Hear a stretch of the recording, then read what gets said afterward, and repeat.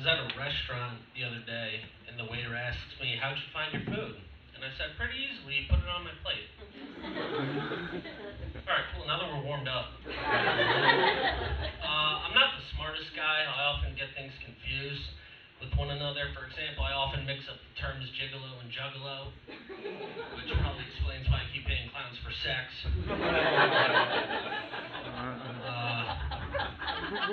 Happens a lot. I used to wrestle in college, not on a team, just with depression. I lost a lot. Granted, I do have an excuse. I was in the middle of a divorce at the time.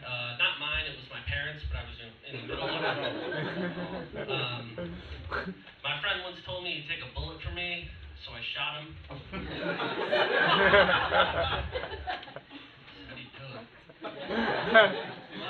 I've been trying to date, because shocker, I'm single. And that's not the joke, but thanks. I asked the girl, I said, "Would you like to go get drinks tomorrow?" And she said, "Sure, how about 10?" And I said, "That's too fucking many." I'm thinking, maybe. I'm kind of bummed out. I recently had to put down my pet Stone because he killed 2 birds. Stop. I recently realized there's a lot of money to be made in performing circumcision because you get to keep all the tips. It's just yours to have. They let you walk out with those. And laminate them, chew them as gum. They don't care. I'm not. You can. I'm not saying you should. Anyway, last summer I got super into sunbathing.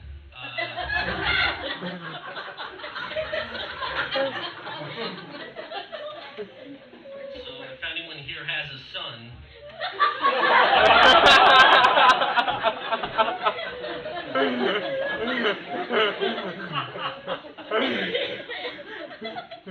I'm available. I also I built a crib, state-of-the-art crib, which is pretty cool. I went to go get a patent for it, and they asked, "What do you want to call it?" And I thought, what's a title that's not going to beat around the bush? I want people to know exactly what this thing does. It's a product that helps your child sleep. So with all that being said, this fall you too can get your very own kidnapper. I'm hoping to get a kidnapper in every mall in America. I think they'll do well there. I know these days people value their privacy, so when you order online, your kidnapper will show up in an unmarked white van. That's just how they do it.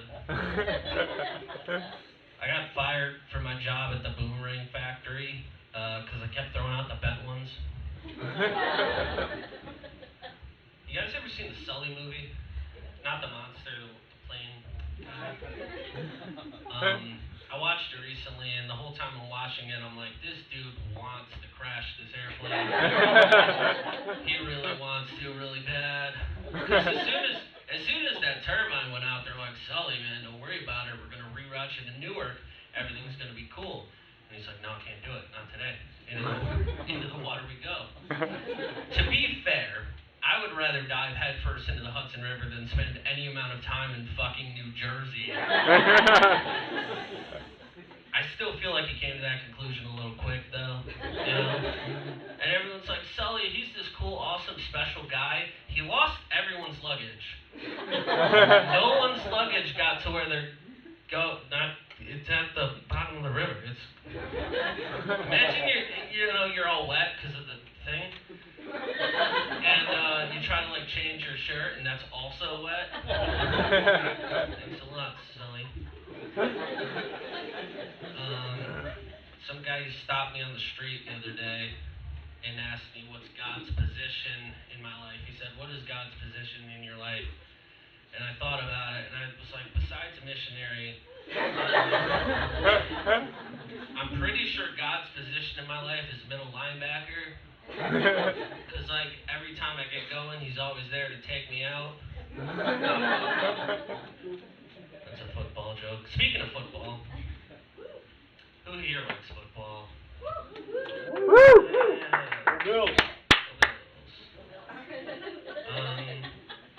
A while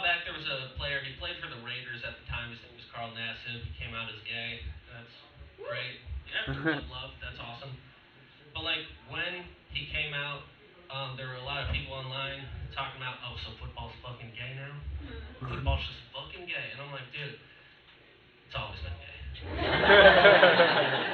is a very gay sport. It consists of two teams of sweaty guys fighting over a leather ball to take it to a place called the end zone.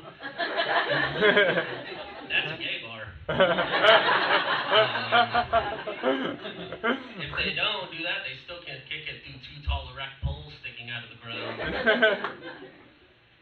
You know, most offensive plays in the NFL start with the quarterback walking up behind his bent over lineman, slapping him on the ass to let him know that he's there and ready to receive the ball in his outstretched cupped hand. Take a look at some of the position names. They're called positions, not inherently gay, but sexual. Tight end. Wide receiver.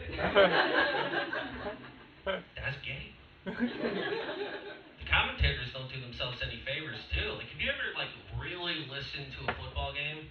He's gonna pound it up the middle. He's shoving the ball right down their throats. He's getting butt fucked to the fit. That last one. I made up that one. That was not real. That's just me being a little goof.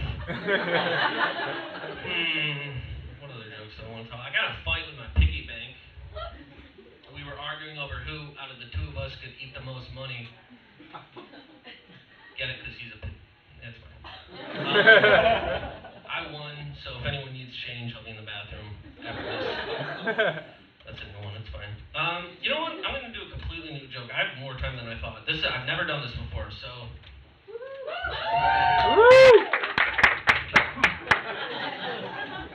I got a free trial to Audible, and I realized I'm going to cancel it because books are for nerds.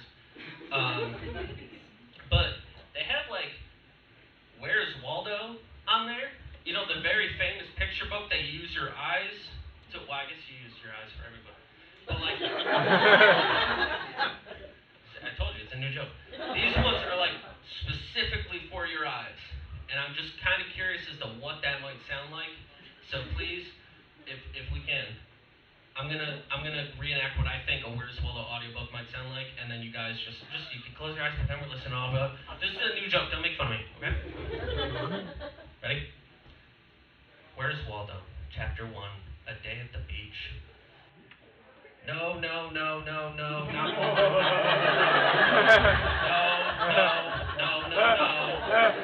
No, some dude with a hat. No. No, fuck, I looked there already. Oh, there he is. He's behind the water fountain. He's behind the water fountain. Chapter 2. And then it just goes on. Alright, I'll leave you guys on one final joke. My dad and I don't get along very well. We only have one thing in common, and that's the fact that we could both never play tennis.